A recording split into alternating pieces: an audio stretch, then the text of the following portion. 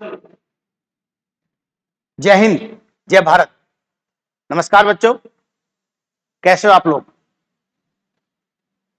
Discovery study circle के YouTube channel से आप जुड़ ही गए होंगे और मैं उम्मीद करता हूं, आपसे ऐसी अपेक्षा करता हूं कि आपने हमारे चैनल को सब्सक्राइब भी किया होगा, लाइक और शेयर भी किया होगा। आज हिंदी की तीसरी क्लास है। आज मेरी मैंने अपनी दूसरी क्लास में मैंने आपको बताया था कि तीसरी क्लास हमारी अपभ्रंश भाषाओं के लिए होगी। किसके लिए होगी? अपभ्रंश, अपभ्रंश भाषा। और दूसरी बात मेरे थे आपको हिंदी और संविधान, यानी संविधान के किस किस भाग में हिंदी के बारे में या भाषा के बारे में उल्लेख हुआ है, किस किस अनुच्छेद में उल्लेख हुआ है और किस अनुच्छेद में क्या बातें बताई गई। तो आज हम ये दोनों टॉपिक हम इसमें कवर करेंगे। अपभ्रंश और हिंदी संविधान में क्या उल्लेख किया गया है। जो हमारी चौथी क्लास होगी, ये बताता हूं आपको, चौथी क्लास जो हमारी होगी वो होगी हमारी हिंदी और उसकी बोलियां। से हिंदी कितनी उपभाषाएं हैं, कितनी बोलियां हैं हिंदी की। 5 उपभाषाएं हैं और 18 बोलियां हैं। तो 5 उपभाषाएं कौन कौन सी है, उससे कौन कौन सी बोली बनी है और किस किस क्षेत्र में बोले थे। क्योंकि आपके सिलेबस में एक टॉपिक आता है हमेशा उत्तर प्रदेश और उसकी बोलियां। तो उत्तर प्रदेश उन हिंदी भाषी राज्यों में आता है जहां सबसे शुद्ध और अच्छी हिंदी बोली जाती है। पूरे उत्तर प्रदेश की बात बता रहा हूं मैं आपको। तो इसलिए उत्तर प्रदेश की हिंदी जो भाषा है उत्तर प्रदेश की और बोलियां जो है उत्तर प्रदेश की, वो हम देखेंगे अपनी नेक्स्ट क्लास में। आज हम देखते हैं अपभ्रंश हिंदी और हिंदी में का जो संविधान में जो उल्लेख हुआ है वो देखते हैं आज। चलिए, कुछ बातें मैंने पहले बोर्ड पे लिख ली हैं। थोड़ा सा पीपीटी बनने में भी समय थोड़ा टाइम लग रहा है। तो वो जो टाइम लग रहा है ना, तो जो टाइम वो क्या नाम आपका जो पीपीटी बनने में जो टाइम लग रहा है उसमें थोड़ा सा अभी दिक्कत हो रही है, इसलिए मैंने कुछ बातें लिख ली ताकि कम समय में ज्यादा सूचनाएं मैं आपको दे सकूं।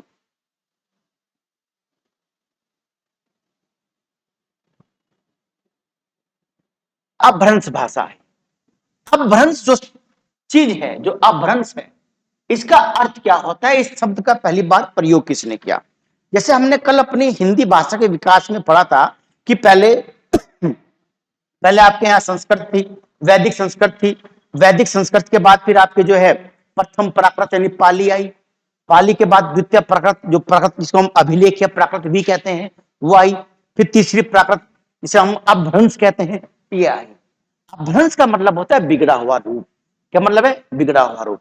अपभ्रंश हिंदी भाषाओं में एक प्रकार से देखा जाए तो प्राचीन भाषा और जो आधुनिक हिंदी है उनके बीच का संक्रमण काल है। संक्रमण का मतलब होता है जिसमें पिछली भाषा के गुण भी थे और जो हमारी हिंदी है इसके उसमें गुण भी शामिल थे। तो उससे क्या बन गया? वो अपभ्रंश बन गया। अपभ्रंश का मतलब होता है बिगड़ा हुआ रूप। इस शब्द का जो पहला प्रयोग हमें मिलता है, जिस पुस्तक मिलता है, वो मिलता है हमें पंतजलि की पुस्तक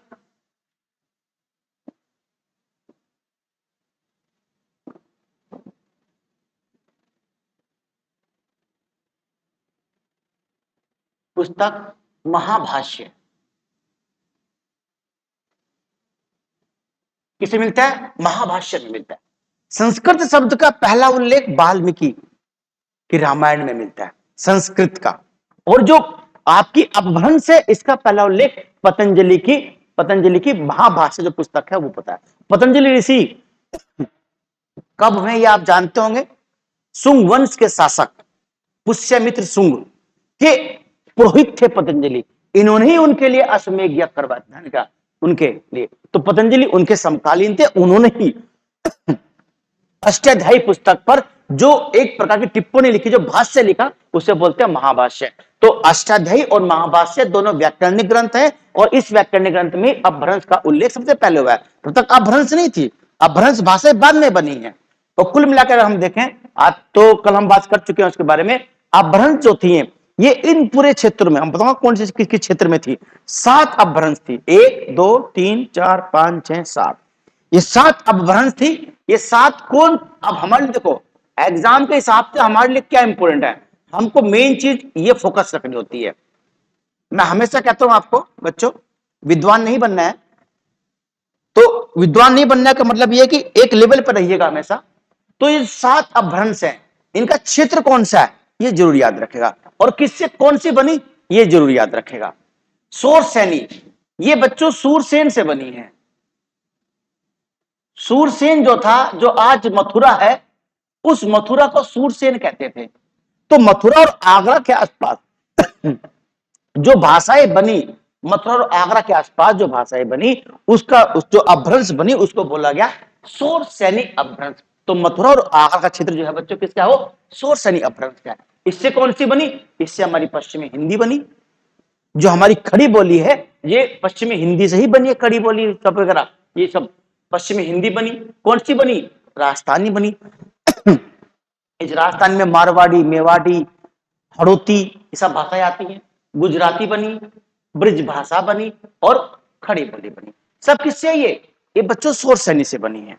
यानी हमारी जो हिंदी है, जो खड़ी बोली वास्तव में जो खरी बोली है, खरी, वो वास्तव में किससे बनी, शोरसेनी। तो जननी कौन है, अगर पूछे कि आदि जननी कौन है हिंदी की, तो संस्कृत है।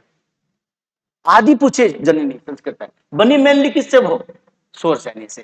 पैशाची वर्तमान पंजाब, पंजाब और जो जम्मू कश्मीर का क्षेत्र है बच्चों, जो बलूचिस्तान का क्षेत्र है बच्चों, उसमें ये लहदा और पंजाबी है। ये किससे बनी, पैसाची से बनी है। पैसाची, पैसे पैसे पैसे पंजाब याद रखिएगा, पंजाबी बनी आपको। लहदा जो जम्मू कश्मीर का इलाका है वहां पर लहदा बोलते हैं। बराचड़, ये बच्चों सिंधी, ये सिंधी किससे बनी, भाषा से। सिंध, सिंध प्रांत की भाषा है, कभी भारत का अंग था। हमारे जनगण मन राष्ट्रगान में सिंध आता है, तो वही सिंध की भाषा। जो कराची है ना, जो क्षेत्र आपका, वो सिंध पाकिस्तान का बहुत महत्वपूर्ण प्रांत है सिंध। वहां की भाषा कौन सी है, सिंध है। किससे बनी, बारचट से बनी। कुछ सिंधी लोग गुजरात, उसमें गुजरात में, और जो राजस्थान का जो तट है ना, जो राजस्थान का जो हमारा जो बॉर्डर है, जो शेयर करते हैं हम पाकिस्तान के साथ, वहां पर कुछ लोग सिंधी बोलते हैं। तो सिंधी किससे बनी मेनली, बराचड़। खस, पहाड़ी, कुमायूनी और गढ़वाली। ये दोनों भाषाएं जो है ना, कुमायूनी गढ़वाली, ये उत्तराखंड की हैं, यूके की हैं। वहां पर 2 ही मंडल हैं, प्रशासनिक मंडल, और दोनों मंडल भाषा के आधार पर बनाए गए हैं। एक गढ़वाल मंडल, एक कुमायूनी मंडल। कुमायूं में कुमायूं भाषा बोलते हैं और गढ़वाली में गढ़वाली बोली बोलते हैं। दोनों हिंदी की ही है। पहाड़ी हिमाचली है, ये हिमाचल प्रदेश में बोली जाती है। ये हिमाचल में है, ये उत्तराखंड में है, ये पाकिस्तान के सिंध प्रांत में है, ये कश्मीर वाले इलाके में, और ये पंजाब तो जानते हैं आप, हमारा पंजाबी और पाकिस्तान का पंजाबी ये वहां बोलते हैं। महाराष्ट्री जानते हैं, मराठी अलग भाषा है मराठी। अर्धमागधी, ये पूर्वी हिंदी, अवधी, बघेली और छत्तीसगढ़ी। किससे बनी, अर्धमागधी। हाँ, इसके क्षेत्र देखो कौन सा अर्धमागधी क्षेत्र है, मागधी देखो पहले, मागधी, मागधी यानी मगध। पटना के आसपास के इलाके को पहले मगध कहते थे। और मगध की राजधानी क्या बनी थी, पाटलिपुत्र। किसने बनाई थी पाटलिपुत्र, उज्जैन ने बनाई थी। किस वंश का था उज्जैन, हर्यक वंश का था उज्जैन, उसने पाटलिपुत्र बनाई थी। उससे पहले राजधानी थी गिरिवर्ज या राजगृह, और पाटलिपुत्र के बाद राजधानी बनी है कन्नौज।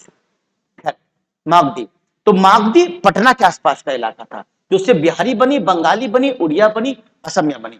अर्ध मागधी जो है उसको हम अपना यूपी का, अपने यूपी का, अपने उत्तर प्रदेश का, अपने उत्तम प्रदेश का जो पूर्वांचल है उसको कह सकते हैं, पूर्वांचल को अर्धमागधी। तो वो जो क्षेत्र ना पूर्वी हिंदी जो बनी है, उसमें बिहार का क्षेत्र भी है, जो पश्चिम का क्षेत्र है बिहार का, और हमारा जो है ना पूर्वांचल का इलाका जो है, आजमगढ़ क्षेत्र जो है, वो आपका इसमें आ सकता है, इसमें आता है अर्धमागधी में।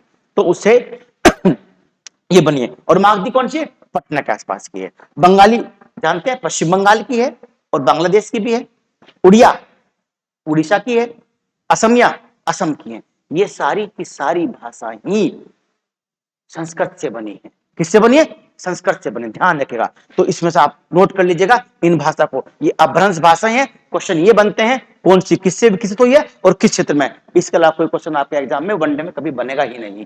पीजीटी पीजीटी की बात अलग है, वहां बन सकता है बहुत सारे क्वेश्चन, पर इनसे यही बनेगा। तो ये आपकी अपभ्रंश भाषाओं से विकास हो गया, जो हिंदी की भाषाएं बनी है। अब जो हमारी जो इसकी नेक्स्ट क्लास होगी उसमें हम यही पढ़ेंगे कि जो हमारी हिंदी है उसकी कितनी उपभाषाएं हैं, उपभाषा होती क्या है, और बोली बोली क्या होती है, हम उसके बाद पढ़ेंगे।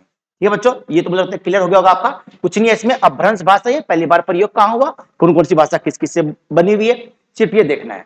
जो हमारे हिंदी भाषी क्षेत्र है ये उसी में बनी है, ध्यान रखना। लेकिन हम हिंदी को 2 भागों में बांटते हैं, एक हिंदी वर्ग की भाषाएं और एक हिंदीतर भाषाएं, हिंदी वर्ग की भाषाएं, जैसे जैसे हिंदी वर्ग की भाषाएं कौन चाहते हैं, जैसे हिंदी है हमारी, अवधी है हमारी, ठीक ना, राजस्थानी है हमारी, हरियाणवी है, ये हिंदी। और हिंदीतर जैसे पंजाबी, मराठी, गुजराती, ये सब किस में आती है, बंगाली, उड़िया, ये हिंदीतर है। अब ये पूछा आपसे, कभी क्वेश्चन आ चुका है, भारत में कितने ऐसे राज्य हैं जो हिंदी भाषा बोलते हैं, या हिंदी भाषी राज्य कितने हैं? काउंट कर लीजिए, कोई दिक्कत नहीं है काउंट करने में। सबसे पहले अपना उत्तर प्रदेश, उत्तर प्रदेश के बाद कौन सा हिंदी भाषी राज्य है, उत्तराखंड हिंदी भाषी राज्य है। तीसरा हिमाचल प्रदेश, चौथा पंजाबी है क्या, नहीं पंजाब नहीं है, क्योंकि वहां की भाषा पंजाबी अलग से है। हरियाणा हरियाणवी है, राजस्थान राजस्थानी है, बोली है, हिंदी से बनी है। मध्य प्रदेश हिंदी भाषी क्षेत्र है, छत्तीसगढ़ हिंदी भाषी है, झारखंड हिंदी भाषी है, बिहार हिंदी भाषी। कितने हो गए, 10 हो गए। तो ये सब हिंदी भाषी राज्य है। जम्मू कश्मीर हिंदी भाषी राज्य नहीं है, वहां अलग भाषाएं बोली जाती हैं। तो हिंदी भाषी राज्य आपके 10 राज्य हो गए, याद रहेगी बात। हाँ, तो 10 राज्य मान लीजिए आप कैसे हैं, ये हिंदी भाषी राज्य है, यानी इनकी जो राजकाज की भाषा है वो हिंदी है। दूसरी जो राजकाज की भाषा तो कोई बता सकती है, जैसे मैं आपको बताऊं, उत्तर प्रदेश में जो दूसरी राजकाज की भाषा वो उर्दू है, उत्तराखंड में संस्कृत है, हिमाचल में भी संस्कृत हो गई है, मध्य प्रदेश में संस्कृत हो गई है। एक्चुअली हिमाचल और मध्य प्रदेश ने संस्कृत को अभी कुछ दिन पहले, कुछ समय पहले ही अपनी दूसरी राजकीय भाषा बनाया है। संस्कृत को बचाने के प्रयास चल रहे हैं कि संस्कृत, क्योंकि संस्कृत बोलने वाले 1% से भी कम लोग भारत में बचे हैं, बहुत कम लोग, 0.0% कुछ मन बचे हैं, कितने बचे, इतने कम लोग बचे हैं, तो कहीं संस्कृत बोलने वाले लोग खत्म ही ना हो जाए, है ना। तो संस्कृत जरूर बोलिएगा। और संस्कृत मैंने आपको बता चुका है कि भी बताऊंगा आपको संस्कृत के बारे में, वैज्ञानिक भाषा है, बहुत वैज्ञानिक भाषा है। संस्कृत के जब श्लोक पढ़ते हैं ना, वेद के श्लोक, तो चारों तरफ आपका मंडल पॉजिटिव हो जाता है, इतनी पॉजिटिव एनर्जी संस्कृत के श्लोक से निकलती है। बशर्ते श्लोक सावधानी पूर्वक, पूर्ण व्याकरण ज्ञान के साथ, शुद्धता के रूप में पढ़े गए हो, ना कि इस रूप में स्वाहा स्वाहा ना। जब कहते हैं, जब पंडित जी आते हैं, भाई हवन कराना है, अब ठीक है जी बैठे हुए, थोड़ी देर बाद स्वाहा ओम धरती मन स्वाहा, तो स्वाहा तो दिखाई पड़ता है, सुनाई पड़ता है, लेकिन बीच में क्या बोला ये नहीं पड़ता, बीच का ही मेन है।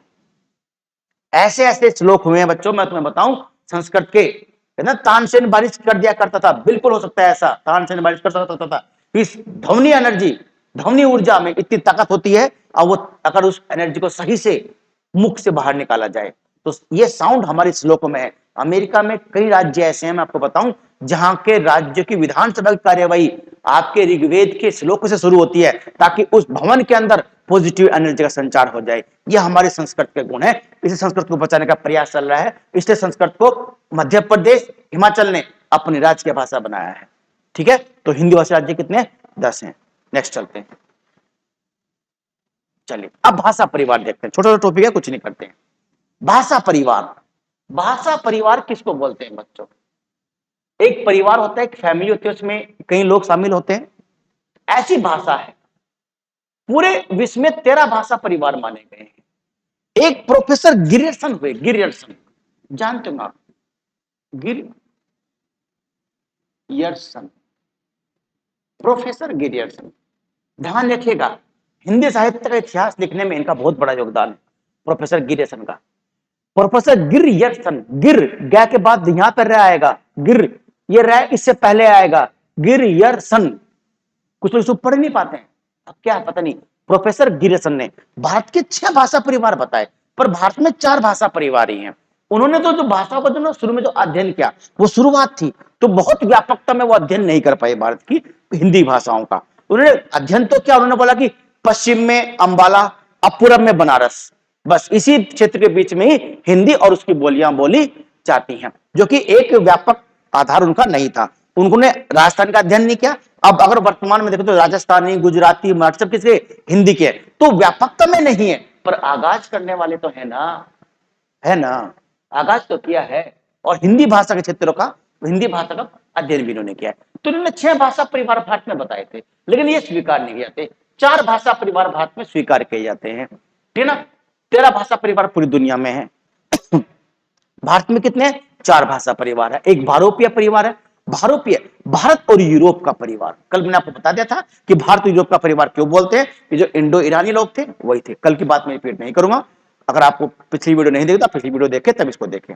देखो KGF2 तभी समझ में आएगी जब KGF1 देखी होगी। तो इससे पहले वाली क्लास देखिएगा, वो KGF1 है और हमारी ये क्लास KGF2 है, तभी समझ में आएगी जब KGF1 देखोगे, यानी इससे पहले वाली क्लास देखोगे तभी ये क्लास समझ में आएगी।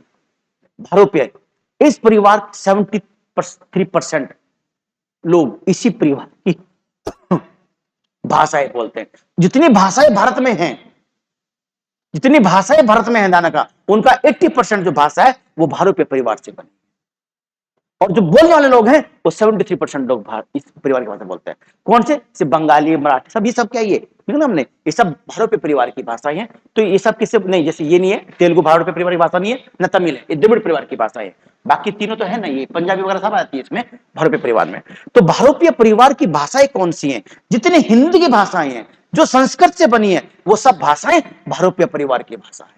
जो अभी हमने पीछे देखी अपभ्रंश भाषाएं, जो आपकी अपभ्रंश से बनी थी, वो सब भाषाएं किसकी हैं? वो सब भाषाएं भारोपीय परिवार की हैं। जो इसमें यूरोप जो आ गया वो कल मैंने आपको बताया था, जो लैटिन भाषाएं हैं तो ये होगा।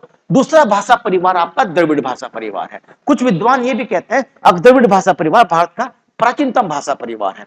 क्यों कहते हैं? क्योंकि ये आर्य की भाषा मानी जाती है, और द्रविड़ मूलतः भारत के ही द्रविड़ जो है, द्रविड़ प्रजाति जो लोग है ना, जो साउथ इंडिया में रहते हैं, वो मूलतः भारत की ही प्रजाति माने जाते हैं, वो कहीं से आए ऐसा नहीं माना जाता। इसलिए साउथ इंडिया के लोग कहते भी हैं, एक बार मल्लिकार्जुन खड़गे, जानते हैं मल्लिकार्जुन खड़गे कौन थे? विपक्ष के नेता रहे हैं लंबे समय तक पिछली सरकार में।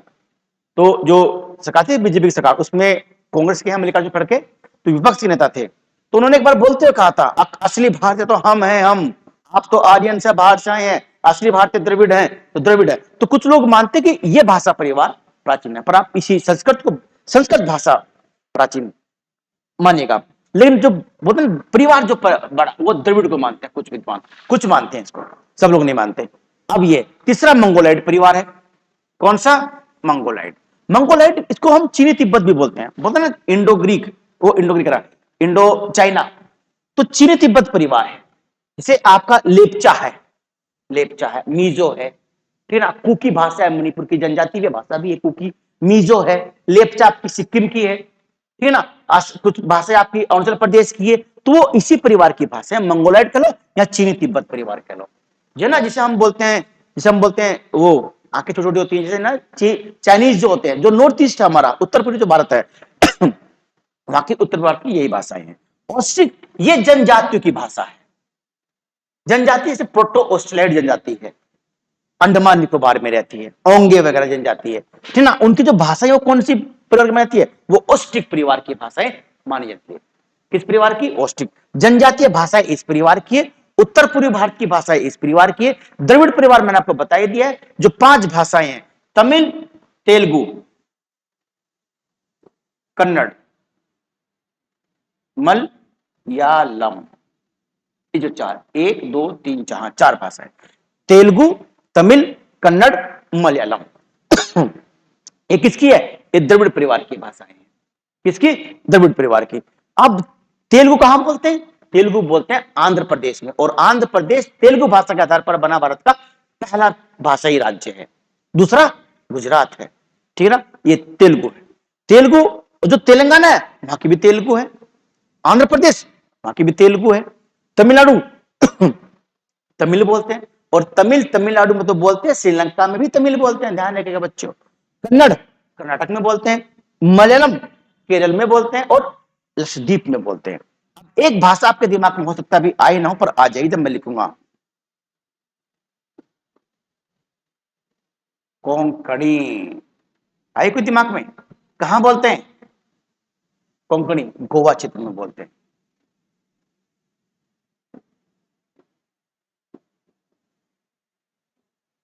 कहां बोलते हैं? गोवा में बोलते हैं, गोवा बोलते हैं कोंकणी। कोंकणी बनी किससे? क्या कोंकणी द्रविड़ परिवार की भाषा है? नहीं, कोंकणी मराठा और कन्नड़ के संक्रमण से बनी है। ध्यान रखिएगा, किससे बनी है?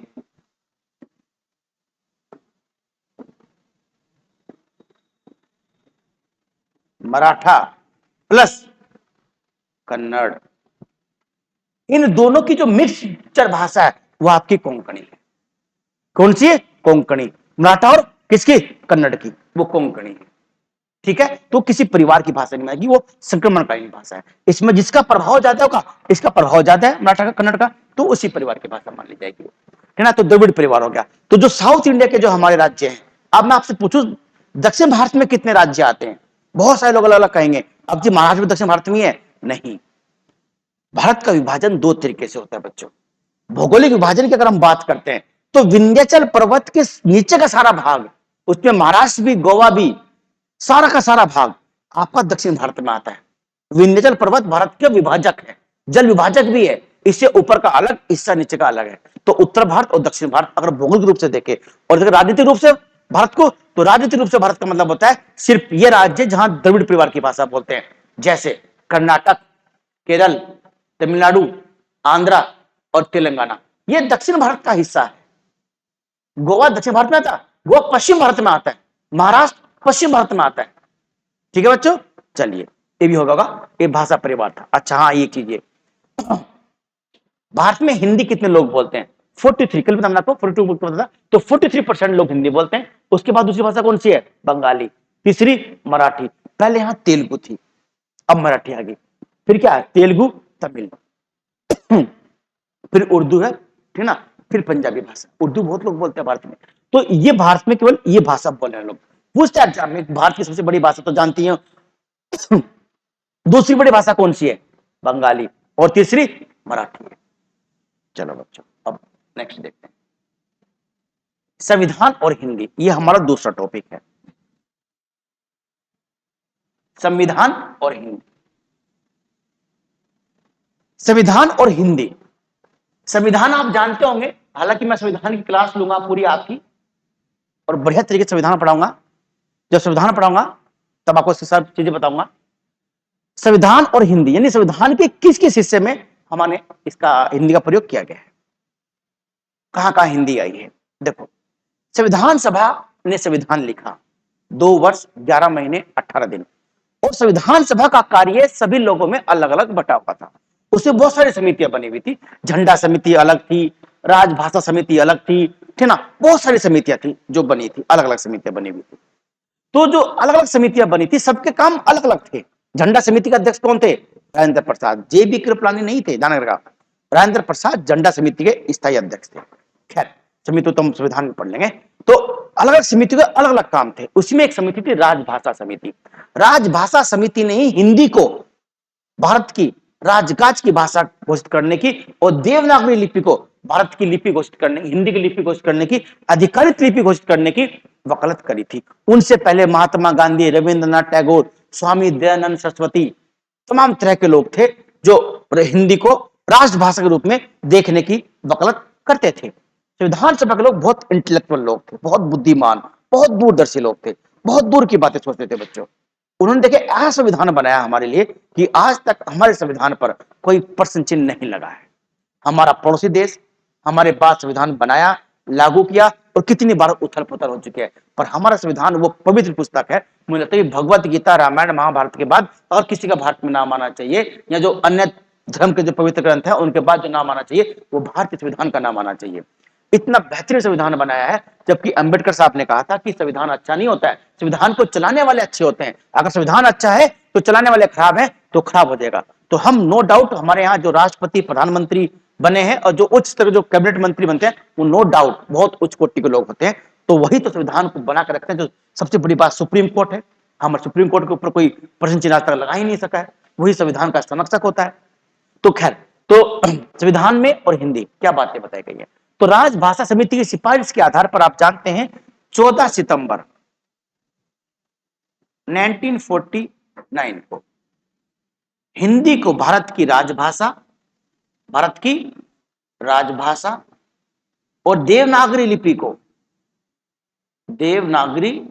को हिंदी की प्राधिकृत का मतलब होता है अधिकृत लिपि है, यानी जो हम लिख रहे हैं देवनागरी लिपि में लिख रहे हैं, यही लिपि मान्य होगी। अगर आपने किसी और लिपि जैसे ऑर्गेनाइजेशन ऐसे कर लेते हैं, ऑर्गेनाइजेशन ऐसे कर लेते हैं, तो ऑर्गेनाइजेशन को लिखना ना तो देवनागरी लिपि में नहीं माना जाता, वो अधिकृत नहीं है, अधिकृत इसी में ही होगा। ठीक है बच्चों, इस तरह का। तो प्राधिकृत का मतलब होता है कि यही लिपि मानी जाएगी देवनागरी, और कोई लिपि स्वीकार नहीं होगी। अंकों की क्या होगा, अंक 1 2 3 4 5 ये अंक होंगे। यानी कि जैसे पहले 1 होता था, 2 होता था, 3 होता था, पता नहीं 4 कैसे लिखते थे, 5 तो ऐसे लिखते थे, ठीक ना, 8 ऐसे लिखते थे, ऐसे करके क्या लिखते थे, ये तो 6 बन गया, ठीक ना, कुछ ऐसे लिखते थे, 8 भी क्या लिखते थे, 8 भी। तो ऐसा ये नहीं माना जाएगा, ये प्राधिकृत नहीं है। इसलिए अगर किसी गाड़ी के नंबर प्लेट के पीछे ये अंक लिखे हुए हैं ना, तो चालान कट सकता है, ध्यान रखिएगा।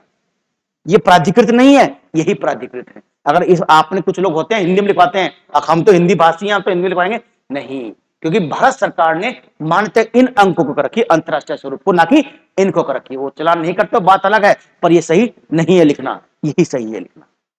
ठीक है, इस तरह का होता है। तो देवनागरी लिपि 14 सितंबर को, इसलिए हम मनाते हैं 14 सितंबर को राष्ट्रीय हिंदी दिवस, और अंतरराष्ट्रीय हिंदी दिवस मनाते हैं 10 जनवरी। 10 जनवरी को क्यों मनाते हैं अंतरराष्ट्रीय हिंदी दिवस, कि 10 जनवरी को ही सबसे पहले विश्व हिंदी सम्मेलन हुआ था भारत का। पढ़ेंगे हम नेक्स्ट क्लास में विश्व हिंदी सम्मेलन के बारे में। वो 10 जनवरी को हुआ था 1975 में। तो तब से हम क्या मना रहे, अंतरराष्ट्रीय हिंदी दिवस 10 जनवरी, और 14 सितंबर क्या मनाते हैं, राष्ट्रीय हिंदी दिवस मनाते हैं।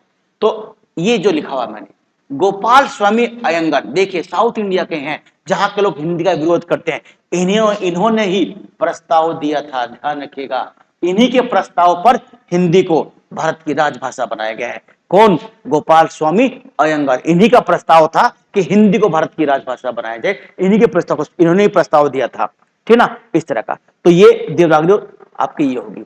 अब जो हमारा संविधान है, ठीक ना, उसमें कहां कहां इसका उल्लेख हुआ है, ये इंपॉर्टेंट है, जीएस के लिए भी इंपॉर्टेंट है और हिंदी के लिए भी इंपॉर्टेंट है। भाग 5, भाग 6, भाग 17, इन 3 भागों में हिंदी शब्द का उल्लेख हुआ है और हिंदी भाषा के रूप में उल्लेख हुआ है।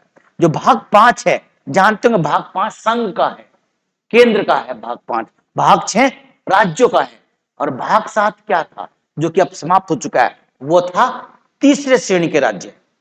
दूसरे, और जब संविधान लागू हुआ तो भारत में 4 श्रेणी के राज्य थे, कै, ख, ग, घ।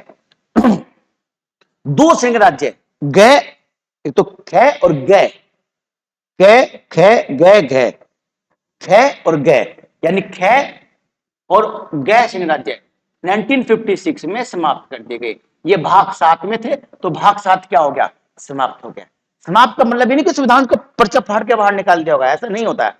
तो मतलब वो निष्क्रिय होगा, वो सक्रिय नहीं है।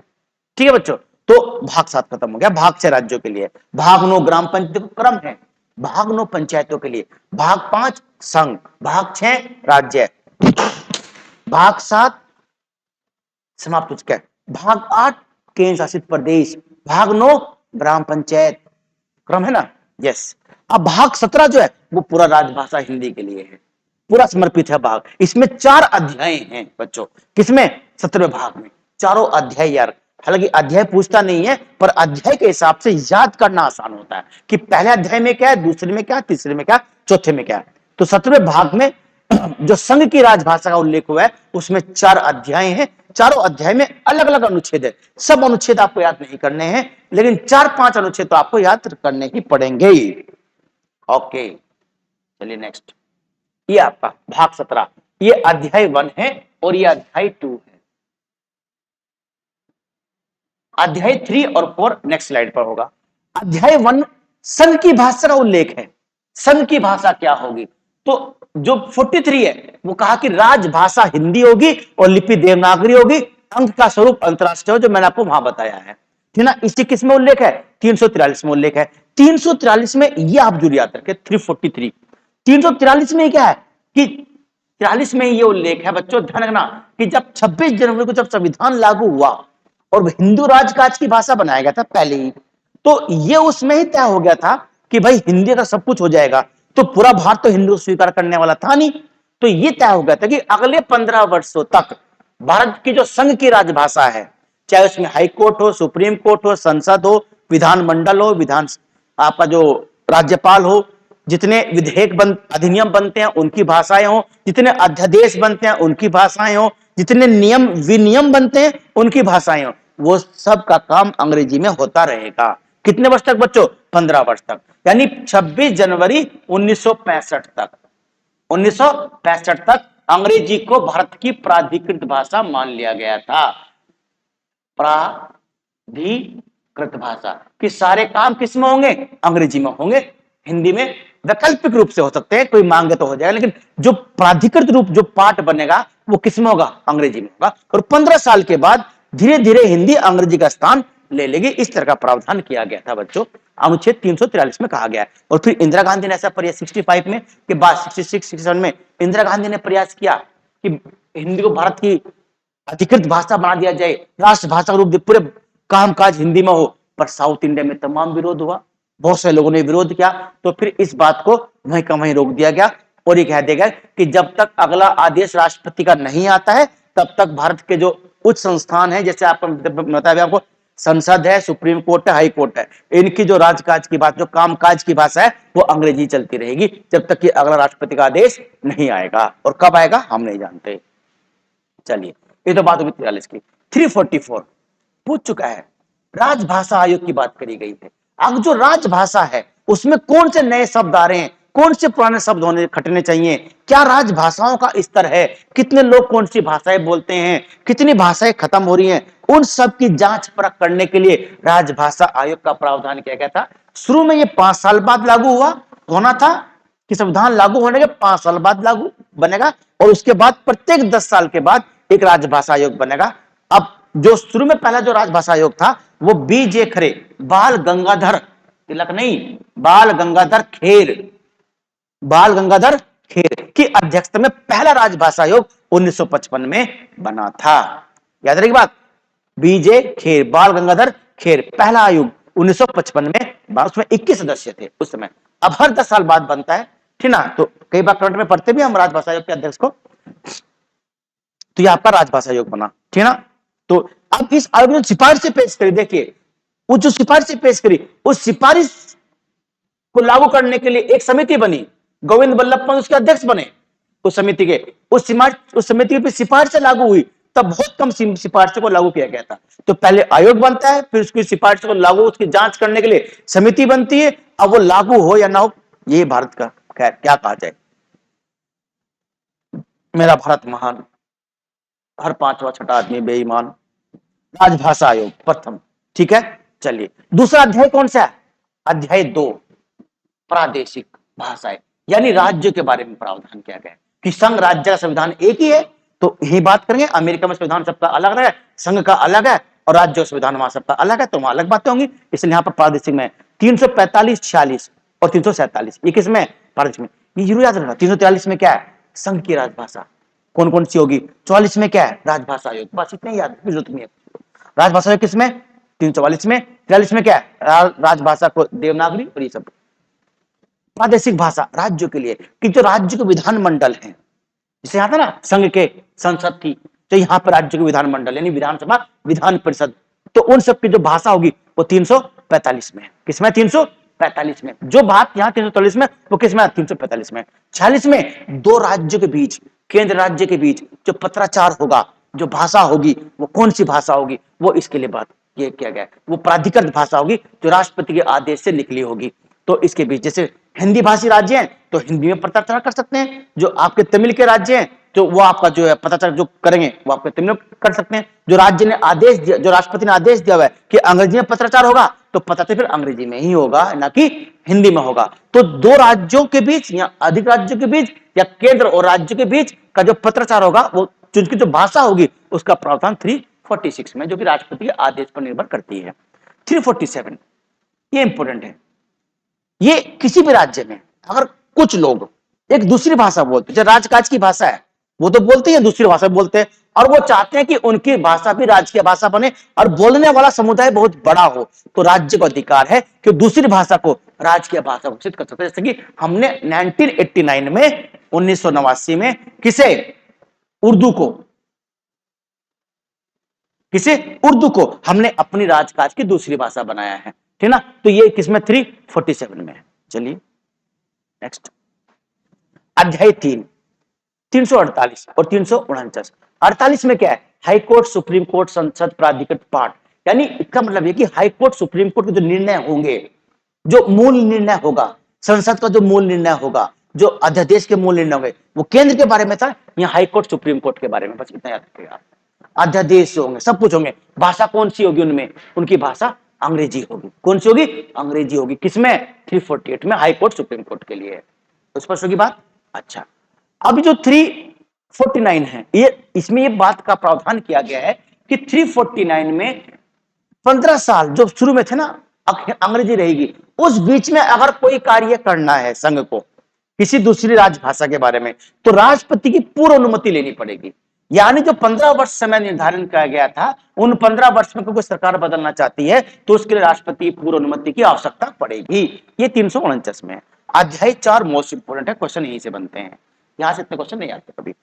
350 यानी प्रतिवेदन की भाषा। भारत का कोई भी नागरिक, कोई भी व्यक्ति अगर राज्य को कोई अपना रिपोर्ट देना चाहता है, अपनी शिकायत करना चाहता है, अपना एप्लीकेशन देना चाहता है, तो उसकी भाषा के बारे में उल्लेख हुआ है।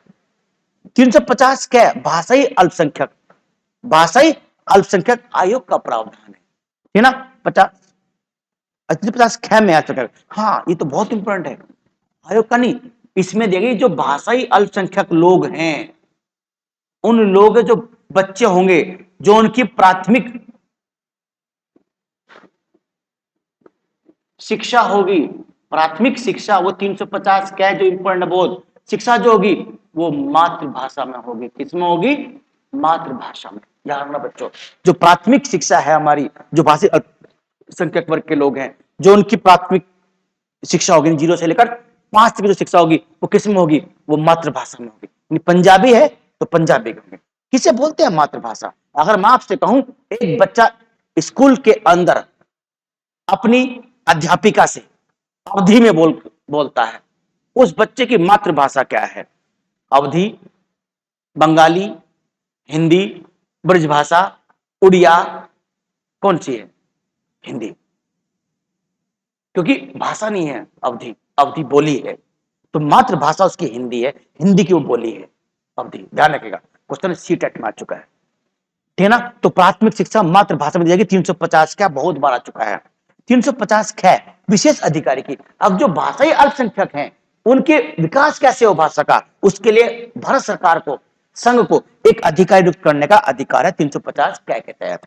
51 संघ का कर्तव्य है कि हिंदी भाषा का प्रचार प्रसार करे। किसका? हिंदी भाषा का। ध्यान रखिएगा, संघ का कर्तव्य है कि हिंदी भाषा का प्रचार प्रसार करे। इस संघ का कर्तव्य किसमें? 351 में। तो 351 में प्रावधान है, यहां तक प्रावधान है। एक प्रावधान हो रहेगा पीछे, ये वाला पांचवा 120, पांचवा 120 वाला। 120 में ये है बच्चों, ध्यान रखिएगा कि जो संसद है, जो हमारा संसद है, उस संसद के अंदर कौन सी भाषा का इस्तेमाल होगा। यानी जो उसमें सदस्य होते हैं, वो कौन सी भाषा बोलते हैं, कौन सी भाषा बोलेंगे। संसद के अंदर सदस्यों को अपनी मातृभाषा में बोलने का पूरा अधिकार होता है, ठीक ना। इस तरह की चीजों का उल्लेख किसमें हुआ है? 120 में हुआ है कि संसद के अंदर कोई विधायक तेलुगु का है, तो पहले वो अध्यक्ष को बताएगा कि मैं तेलुगु में ही अपना भाषण दूंगा, तो अपनी उसको मातृभाषा में बोलने का अधिकार है, ठीक ना। ये किसमें? 120 में। ये नहीं कह रहा मैं मातृभाषा में बोलने का अधिकार है, मैं कह रहा हूं जो संसद में के अंदर आप किसी भाषा में भी बोल सकते हो, ये आपका प्रावधान 120 में किया गया है। ठीक है बच्चों, आज का इतना ही था। अब जो हमारी जो नेक्स्ट क्लास होगी, वो मैं आपको बताता हूं नेक्स्ट क्लास हमारी किस चीज के लिए होगी। नेक्स्ट क्लास हमारी जो होगी वो होगी, अब जो क्लास है वह है हिंदी की उपभाषाएं एवं बोलियां, एवं बोलियां, हिंदी की उपभाषा एवं बोलियां। ये हमारी नेक्स्ट क्लास का टॉपिक है, छोटी सी क्लास होगी, उसमें मैं आपको इस सब बता दूं। ठीक है बच्चों, ओके। अब लेकिन एक बात का ध्यान रखिएगा, हमारे चैनल को सब्सक्राइब, शेयर और लाइक जरूर करें। और आप हमसे जुड़े रहे ना, आपको 1 सवा महीने में हिंदी ऐसी टॉप करा दूंगा कि आप हिंदी के अपने आप को अपने दोस्तों के बीच में कहोगे हाँ मुझे हिंदी आती है। ये वादा है मेरा आपसे। कहीं हिंदी पढ़ लीजिए और फिर यहां पढ़ लीजिए, तुलना कीजिए, जहां सही है वहां जाइए, हमारे साथ जुड़े रहेंगे। एक दिन आपको हम इस पूरे फर्श से अर्श तक पहुंचाएंगे। जय हिंद, जय भारत बच्चों।